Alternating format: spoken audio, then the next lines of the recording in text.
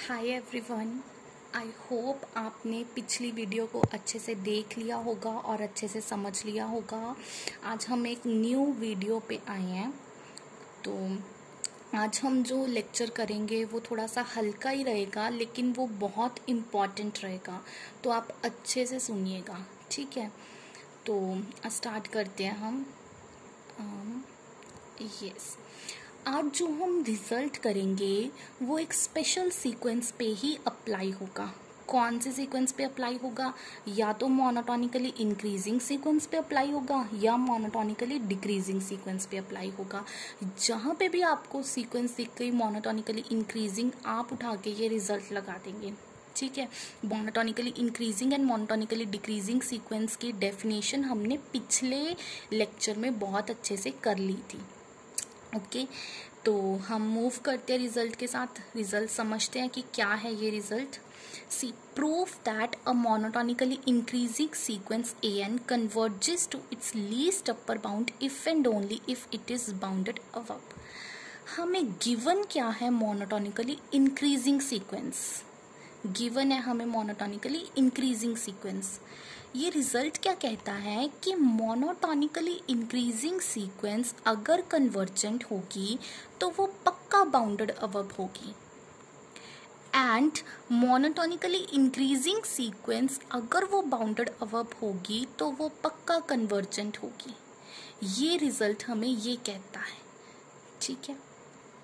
अब इस रिजल्ट को करने से पहले हम monotonically increasing sequence and least upper bound इसकी डेफिनेशन देख लेते हैं कि है क्या इसकी डेफिनेशन, ठीक है। फिर इस रिजल्ट को प्रूव करेंगे। मोनोटोनिकली इंक्रीजिंग सीक्वेंस क्या होती है? जिसकी टर्म्स बढ़ती जाएं। See, a1 is less than is equal to a2 is less than is equal to a3। जैसे जैसे n बढ़ता जाए वैसे वैसे मेरी टर्म्स भी बढ़ती जाए। जैसे जैसे मेरा n बढ़ता जाए वैसे वैसे मेरी टर्म्स भी बड़ी होती जाएं। इस तरह की सीक्वेंस सी, इस तरह की सीक्वेंस टर्म्स बढ़ती जाएं, टर्म्स इंक्रीज करती जाए। जैसे मेरा इंक्रीजिंग फंक्शन वैसे ही मेरी मोनोटोनिकली इंक्रीजिंग सीक्वेंस, ठीक है। लीस्ट अपर बाउंड हमने पहले भी ये डेफिनेशन कर रखी है, जस्ट रिवाइज कर रहे हैं। लीस्ट अपर बाउंड क्या होता है? u is the least upper bound of the sequence if an is less than is equal to u। Means sequence के सारे मेंबर्स u से कम हो, u बड़ा हो, u is the upper bound. इसका मतलब है u अपर बाउंड हो। सेकेंड कंडीशन क्या है? Given epsilon positive there exist at least one positive integer m such that am is greater than u minus epsilon. कि इस u में से अगर मैं कुछ माइनस कर दूं, epsilon is a very small positive number, इस u में से अगर मैं एप्सिलॉन माइनस कर दूं तो मुझे सीक्वेंस की एक ऐसी टर्म मिल जाएगी जो ग्रेटर होगी इस u माइनस एप्सिलॉन से। क्लियर है? तो u मेरा लीस्ट अपर बाउंड होगा। वैसे लीस्ट अपर बाउंड को हमने देखा था कि सारे अपर बाउंड में से सबसे छोटा अपर बाउंड। ये डेफिनेशन भी कुछ ऐसे ही कहती है। पहली बात तो वो अपर बाउंड होना चाहिए। अब अपर बाउंड में से अगर कुछ माइनस कर दूं तो वो अपर बाउंड ना रहे। सेकेंड कंडीशन का मतलब है कि u minus epsilon is not a upper bound. Clear है? अब हम मूव करते हैं इस रिजल्ट पे कि अगर मोनोटोनिकली इंक्रीजिंग सीक्वेंस कन्वर्जेंट हुई तो वो बाउंडेड अबव होगी, और अगर monotonically increasing sequence bounded above हुई तो वो पक्का कन्वर्जेंट होगी। कन्वर्ज भी किसको करेगी? अपने लीस्ट अपर बाउंड को, क्योंकि बाउंडेड अबव सीक्वेंस है तो उसका अपर बाउंड तो होगा, अपर बाउंड होगा मतलब उसका लीस्ट अपर बाउंड भी एग्जिस्ट करेगा। क्लियर है? तो अगर इस को आप ग्राफिकली देखना चाहते हो वो भी देख सकते हो। क्लियर ही है ये कि ये इंक्रीजिंग सीक्वेंस है। अगर ये बाउंडेड होगी मीन्स एक स्टेज के बाद ये इंक्रीज नहीं करेगी। अगर ये बाउंडेड होगी मीन्स यहाँ पे जे अपने लीस्ट अपर बाउंड को कन्वर्ज कर जाएगी। क्लियर है? इंक्रीजिंग सीक्वेंस अगर बाउंडेड होगी तो वो यहाँ पे आके अपने लीस्ट अपर बाउंड को कन्वर्ज कर जाएगी। क्लियर है? अब हम इसका प्रूफ देखते हैं, इसका प्रूफ कैसे होगा, फिर हम कुछ एग्जाम्पल्स देखेंगे इसकी, ठीक है। लेट गिवन क्या है हमें मोनोटोनिकली, पहले हम इसका डायरेक्ट पार्ट करते हैं। डायरेक्ट पार्ट गिवन क्या है हमें, an एक सीक्वेंस है जो मोनोटोनिकली इंक्रीजिंग है। लिख लीजिएगा आप, an is a monotonically increasing sequence. इस सिंबल को यूज करूं मैं मतलब मोनोटोनिकली इंक्रीजिंग सीक्वेंस, अगर इस सिंबल को यूज करूं मतलब मोनोटोनिकली डिक्रीजिंग सीक्वेंस। गिवन हमें क्या है, an is a monotonically increasing sequence, ठीक है। और हम लेट कर लेते हैं कि an कन्वर्जेंट है, an सीक्वेंस कन्वर्जेंट है, ओके। हम प्रूफ क्या करेंगे कि वो बाउंडेड अबव है। टू प्रूफ हम क्या करेंगे कि an बाउंडेड अबव है। बाउंडेड अबव के लिए हमें क्या शो करना पड़ेगा कि उसका अपर बाउंड एग्जिस्ट करता है। सीक्वेंस बाउंडेड अबव कब होती है, जब उसका अपर बाउंड एग्जिस्ट करे। हमें यही शो करना है कि उसका अपर बाउंड एग्जिस्ट करेगा, ठीक है। क्लियर है। हम लेके क्या चल रहे हैं कि सीक्वेंस मोनोटोनिकली इंक्रीजिंग है और वो कन्वर्जेंट है। हम प्रूफ क्या करेंगे कि वो बाउंडेड अबव है। इसके लिए हम क्या करेंगे, हमने कल एक थ्योरम करी थी, आपको याद होगा कि every convergent sequence is bounded, right. अब यहाँ पे गिवन क्या है कि सीक्वेंस कन्वर्जेंट है। अगर सीक्वेंस कन्वर्जेंट है बाय यूजिंग वो कल वाला रिजल्ट, अगर सीक्वेंस कन्वर्जेंट है तो वो पक्का क्या होगी, बाउंडेड होगी। इट मीन्स वो बाउंडेड अबव भी होगी और वो बाउंडेड बिलो भी होगी। जैसे हमने कल वाला प्रूफ करा था वैसे ही बिल्कुल सेम हम करेंगे, ठीक है। an अगर कन्वर्जेंट है, सपोज वो l को कन्वर्ज कर रही है, इसकी एक यूनिक लिमिट होगी, दैट इज सपोज l, ठीक है। अगर an l को कन्वर्ज कर रही है then by definition for given epsilon positive there exist a positive integer m such that an minus l is less than epsilon for all n greater than is equal to m, right। हम इसको ऐसे लिख सकते हैं, an minus L is less then epsilon, मतलब minus epsilon और epsilon के बीच होगा। अब यहाँ पे भी एल ऐड कर देते हैं, यहाँ पे भी एल ऐड कर देते हैं और यहाँ पे भी एल ऐड कर देते हैं। ये क्या बन जाएगा, दिस, है ना, ये क्या बन जाएगा, ये बन जाएगा। अब इसके बाद क्या करते हैं, हम एक नंबर चूज कर लेते हैं k which is the maximum of l plus epsilon a1 a2 am minus 1।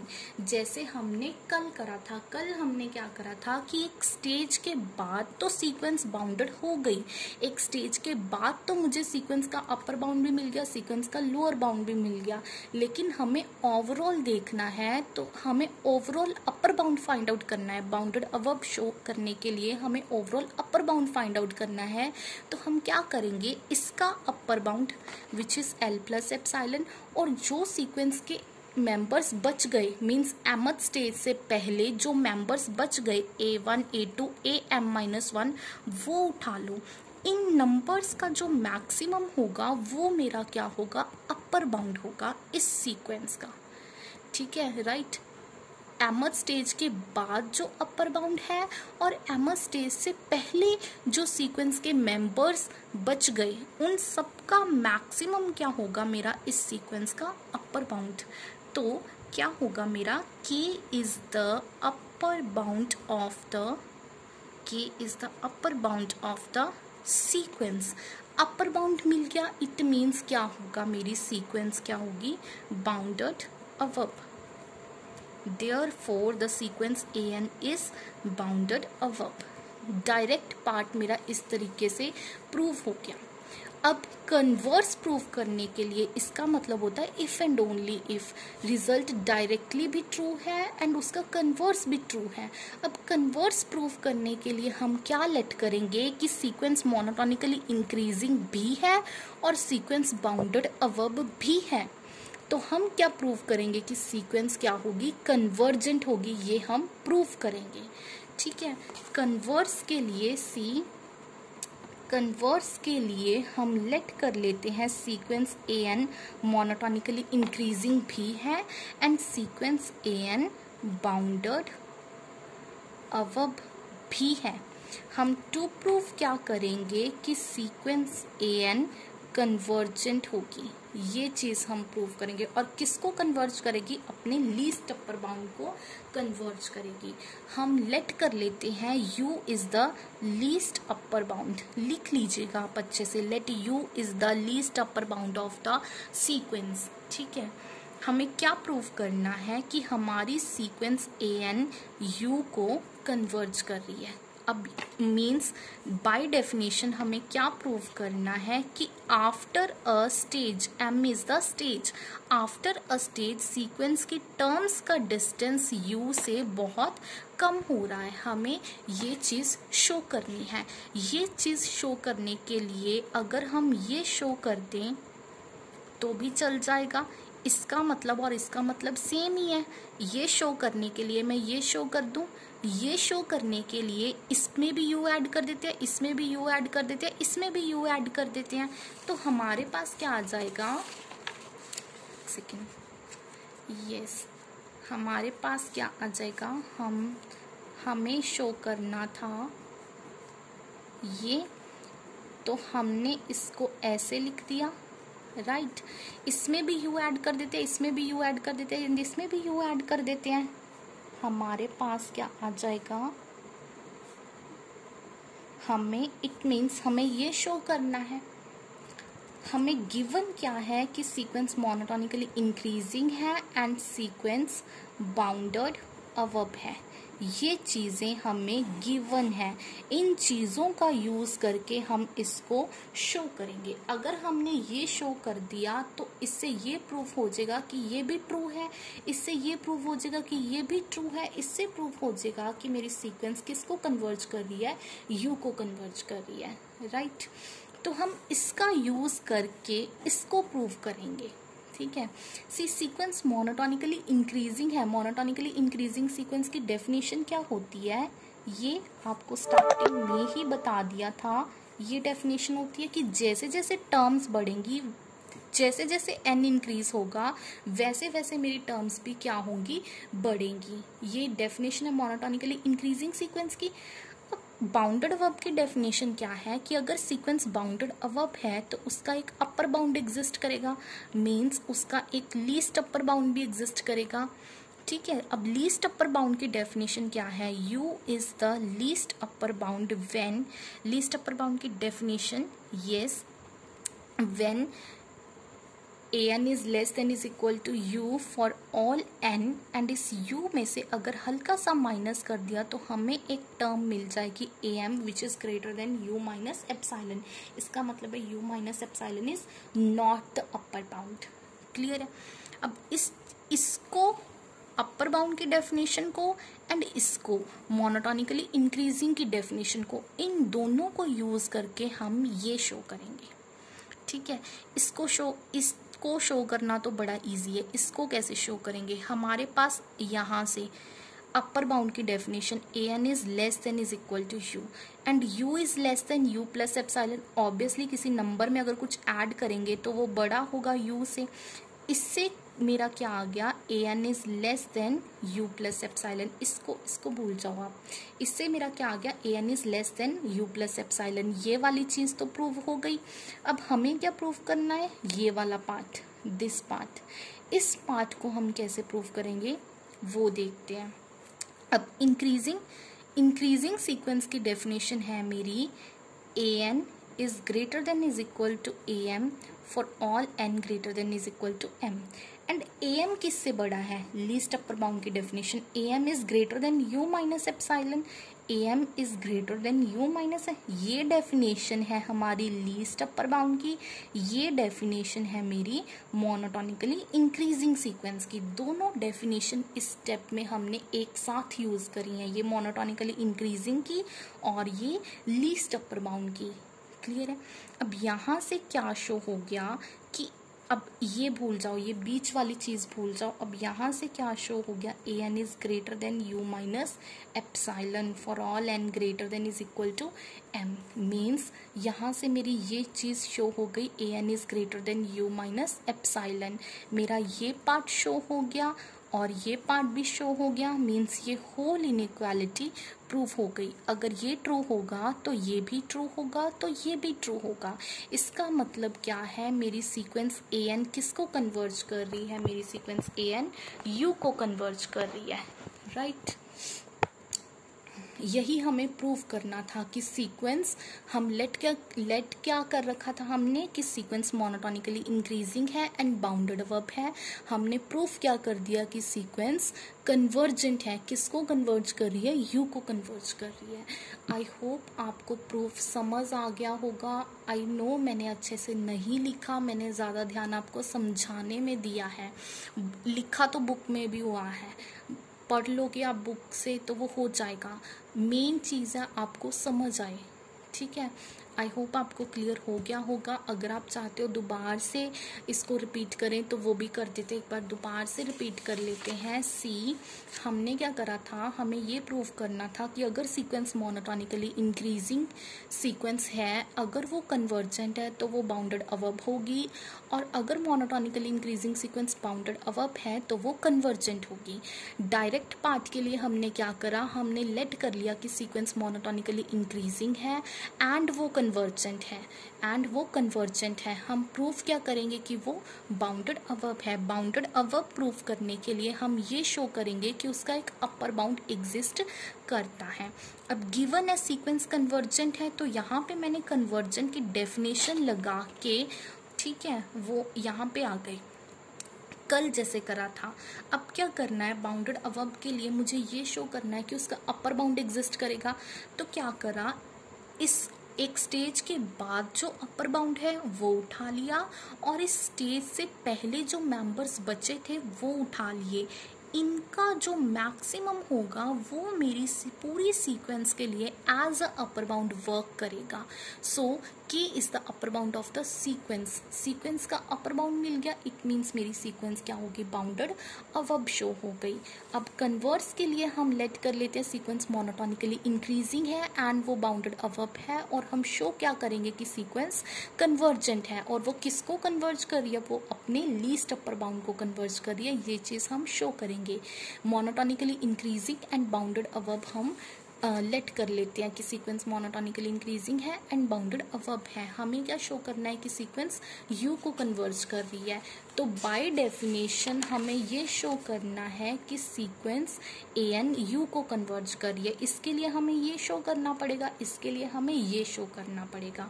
ये तो डायरेक्टली शो हो गया because you is the upper bound, you upper bound है तो यू प्लस एप्सिलॉन से भी छोटा होगा, तो ये वाली चीज़ तो मेरी डायरेक्टली शो हो गई।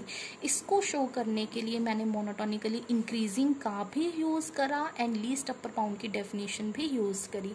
इसका मतलब तो है कि u लीस्ट अपर बाउंड है, u minus epsilon is not a upper bound.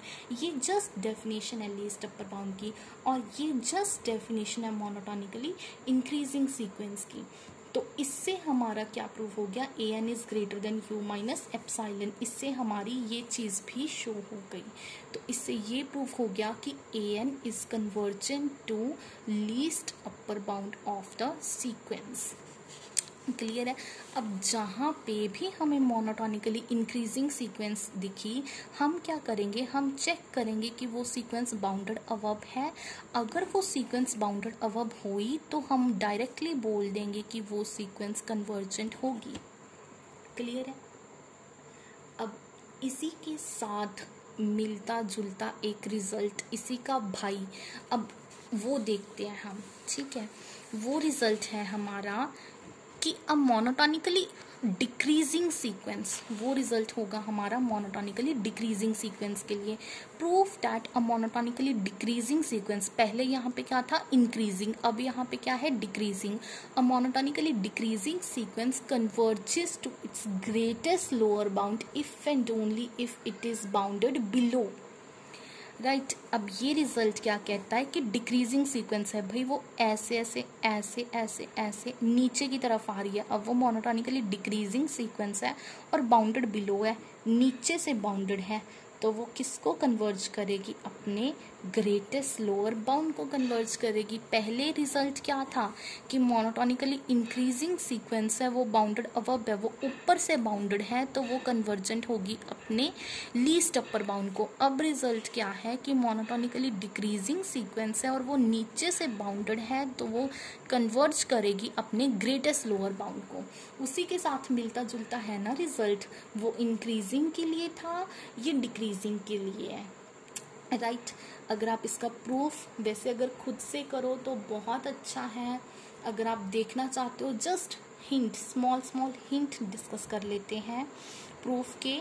Direct part कैसे करेंगे, अगर सीक्वेंस an मोनोटोनिकली डिक्रीजिंग है, ठीक है, लेट कर लेते हैं कि सीक्वेंस मोनोटोनिकली डिक्रीजिंग है, ठीक है, और लेट कर लेते हैं कि वो कन्वर्जेंट भी है। हम टू प्रूफ क्या करेंगे कि वो बाउंडेड बिलो है। अगर वो कन्वर्जेंट है तो वो एक यूनिक लिमिट को कन्वर्ज करेगी। सपोज वो L को कन्वर्ज कर रही है तो बाय डेफिनेशन ये चीज़ होगी, है ना। इसको हम ऐसे भी लिख सकते हैं। अब यहाँ पे भी L ऐड कर दो, यहाँ पे भी L, यहाँ पे भी L, ये चीज़ बन जाएगी। हम अब एक नंबर चूज कर लेंगे which is the minimum of L minus epsilon and these number. इस सीक्वेंस के यहाँ पे शो हो गया कि ये सीक्वेंस बाउंडेड है एक स्टेज के बाद। तो हमने क्या करा, इस सीक्वेंस का लोअर बाउंड और जो मेंबर्स बच गए उसका मिनिमम निकाल लिया।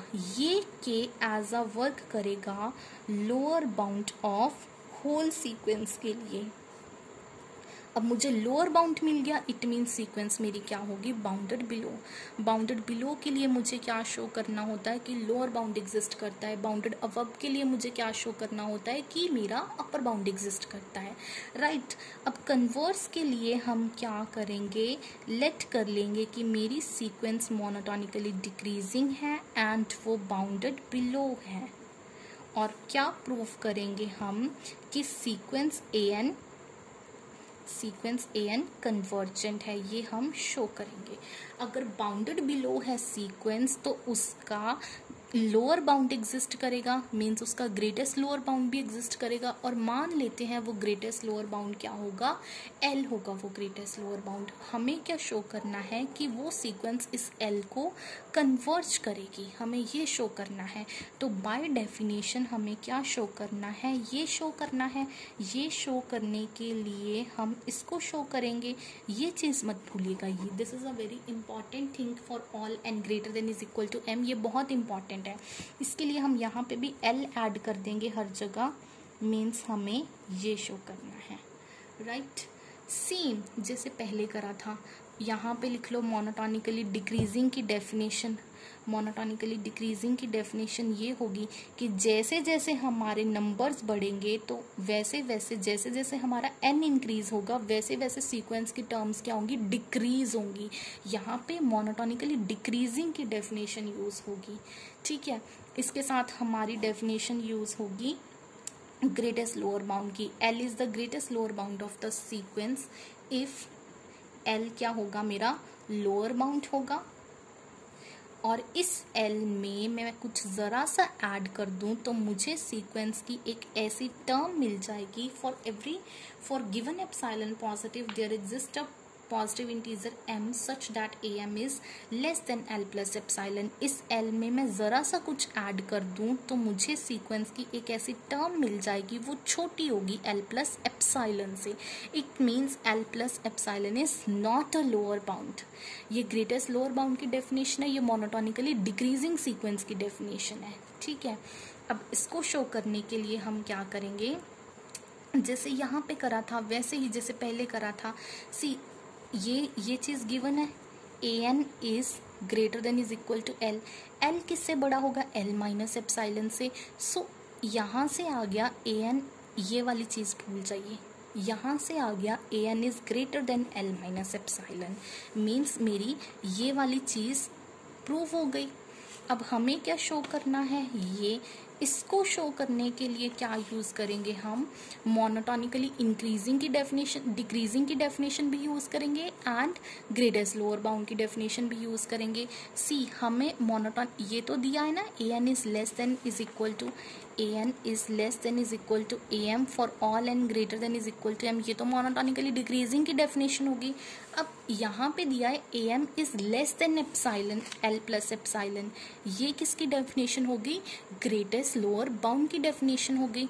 तो यहाँ से मेरा क्या प्रूफ हो गया, an is less than l plus epsilon, means मेरी ये चीज़ प्रूव हो गई, an is less than l plus epsilon.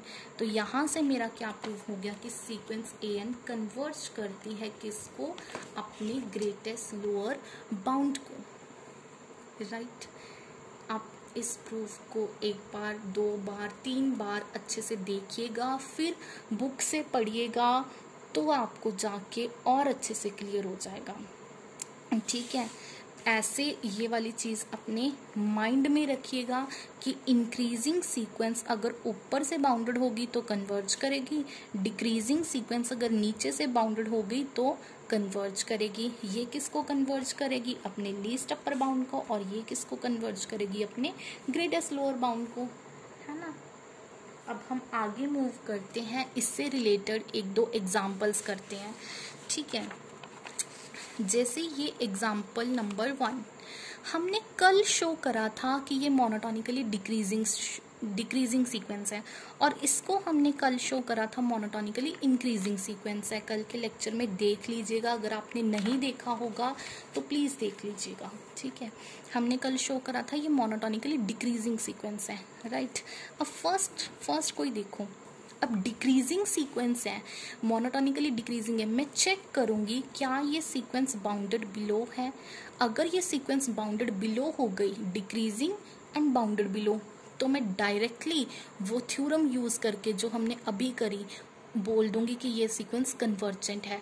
कोई डेफिनेशन लगाने की ज़रूरत ही नहीं पड़ी, बाय डेफिनेशन इसको शो करते तो वो बहुत मुश्किल होता, ठीक है। तो जस्ट देखूंगी कि ये सीक्वेंस मोनोटोनिकली डिक्रीजिंग है, वो तो मैंने कल शो कर ही दी थी। जस्ट देखूंगी क्या ये बाउंडेड बिलो है, अगर ये बाउंडेड बिलो हुई तो मैं डायरेक्टली बोल दूंगी कि ये सीक्वेंस कन्वर्जेंट है, ठीक है। अब इसकी बाउंडेड बिलो चेक करते हैं, क्या बाउंडेड बिलो चेक करने के लिए मुझे ये देखना होगा ना कि क्या इसका लोअर बाउंड एग्जिस्ट करता है। अगर इसका लोअर बाउंड एग्जिस्ट करता हुआ तो ये सीक्वेंस कन्वर्जेंट हो जाएगी। अब वो कैसे चेक करेंगे, सी A1 क्या आएगा, 1 माइनस log 1, n को 1 पुट करेंगे, ये क्या बन जाएगा 1 माइनस log 1 क्या होगा 0, 1 minus 0 that is 1। A1 positive है, पॉजिटिव नंबर है। अगर मैं A2 फाइंड आउट करूंगी, A2 क्या होगा, ये होगा A2, मतलब 1 + 1/2 इज 3/2 माइनस log 2 क्या होगा 0 point something, 3/2 minus 0 point something, ये भी एक पॉजिटिव नंबर आएगा। इस तरह सीक्वेंस की सारी टर्म्स ही 0 से बड़ी होंगी। It means 0 is the lower bound of the sequence. It means 0 मेरा क्या आएगा, लोअर बाउंड आएगा। मुझे इस सीक्वेंस का एक लोअर बाउंड मिल गया, मीन्स सीक्वेंस बाउंडेड बिलो हो गई। मोनोटोनिकली डिक्रीजिंग हमने कल शो कर दिया था, इट मीन्स ये सीक्वेंस क्या हो गई, कन्वर्जेंट, राइट। अब सेकंड एग्जाम्पल पे आते हैं। सेकंड एग्जाम्पल an ये है, हमने इस सीक्वेंस को कल मोनोटोनिकली इंक्रीजिंग शो करा था। मोनोटोनिकली इंक्रीजिंग है, अब मैं चेक करूंगी क्या ये सीक्वेंस बाउंडेड अबव है। अगर ये सीक्वेंस बाउंडेड अबव हुई तो ये डायरेक्टली कन्वर्जेंट हो जाएगी, कोई डेफिनेशन कुछ लगाने की ज़रूरत नहीं है। जस्ट हम आज वाली थ्योरम लगाएंगे कि मोनोटोनिकली इंक्रीजिंग है, बाउंडेड अबव है, तो भाई कन्वर्जेंट हो गई। मोनोटोनिकली इंक्रीजिंग कल शो कर दिया था, बाउंडेड अबव आज शो करते हैं, ठीक है। अब बाउंडेड अबव कैसे शो करेंगे, सीक्वेंस है हमारी ये, राइट। आपको लोअर क्लासेस में हम करते थे 7/2, है ना। अब 2 को अगर इससे डिवाइड करा तो क्या आ जाएगा 3, यहाँ पे 6, 1, मीन्स इसको हम ये भी लिख सकते हैं ना, quotient plus reminder upon divisor, right. Same चीज़ हम यहाँ पे करेंगे। हम क्या करेंगे, 2n - 7 डिवाइजर इज 3n + 2। अब 3n को किससे मल्टीप्लाई करूँ कि 2n आ जाए, 2/3 से, है ना। तो यहाँ पे आ जाएगा 2n प्लस 4/3। अब यहाँ पे साइन चेंज हो जाते हैं, तो यहाँ पे क्या आ जाएगा -25/3, राइट, ये आ जाएगा। यस, जैसे हमने यहाँ लिखा, यहाँ पे क्या लिखा था, quotient plus reminder upon divisor, ये चीज़ हमने छोटे होते करी हुई है ना। तो ये चीज़ मेरी किसके इक्वल आ जाएगी, क्वोशंट दैट इज 2/3, जैसे हमने यहाँ पे लिखा था, प्लस यस क्वोशंट, यस जो हमने यहाँ पे लिखा था, प्लस ऊपर क्या आता है रिमाइंडर, वो हमारा क्या है -25/3। अब नीचे क्या आता है डिवाइजर, वो हमारा क्या है 3n + 2। मीन्स हम इस सीक्वेंस को हम ऐसे भी लिख सकते हैं ना, this is the quotient plus reminder upon divisor, right. अब इसमें क्या हो रहा है, 2/3 में से कुछ चीज़ माइनस हो रही है, तो ये वाली चीज़ लेस होगी 2/3 से। एक नंबर से अगर कुछ कम कर दो तो वो नंबर छोटा हो जाता है खुद से, वही चीज़ लगाइए यहाँ पे। तो सीक्वेंस की टर्म्स 2/3 से छोटी है, इट मीन्स 2/3 मेरा क्या आ गया, अपर बाउंड। मुझे अपर बाउंड मिल गया सीक्वेंस का। सी अपर बाउंड फाइंड आउट करने के लिए मुझे एक बड़ा एलिमेंट फाइंड आउट करना होता है, and lower bound find out करने के लिए मुझे एक छोटा एलिमेंट फाइंड आउट करना है। यहाँ पे सीक्वेंस की टर्म्स बड़ी थी 0 से, यहाँ पे सीक्वेंस की टर्म छोटी है 2/3 से। So here 2/3 is the upper bound of the sequence, right. अब मुझे सीक्वेंस का अपर बाउंड मिल गया, इट मीन्स सीक्वेंस मेरी क्या हो गई, बाउंडेड अबव हो गई, ठीक है। इट मीन्स मेरी सीक्वेंस आज वाली थ्योरम यूज़ करके मोनोटोनिकली इंक्रीजिंग है एंड बाउंडेड अबव है, तो मेरी ये सीक्वेंस क्या होगी, कन्वर्जेंट हो गई। No need to use definition use करने की ज़रूरत नहीं है आपको, ये थ्योरम अप्लाई करेंगे। अगर मुझे सीक्वेंस का पता चल गया, यहाँ पता चल गया था डिक्रीजिंग है, तो मैंने क्या चेक कर लिया कि भाई ये बाउंडेड बिलो है। यहाँ पता चल गया था कि ये इंक्रीजिंग है, तो मैंने क्या चेक कर लिया कि ये बाउंडेड अबव है, राइट। अब इस एग्जाम्पल को देख लेते हैं, ये क्या है, इसको देखते हैं। सीक्वेंस है xn is equal to, yes sequence है xn is equal to √2xn - 1, x1 दे रखा है √2, ठीक है। अब पहले चेक करते हैं ये इंक्रीजिंग है या डिक्रीजिंग, उसके लिए चेक करते हैं। x1 √2 है, यहाँ पे अगर मैं n को 2 पुट करूँ तो मेरा क्या आ जाएगा, x2 is equal to √2x1। x1 किसके इक्वल है, मेरा √2 के, x2 मेरा ये आ जाएगा।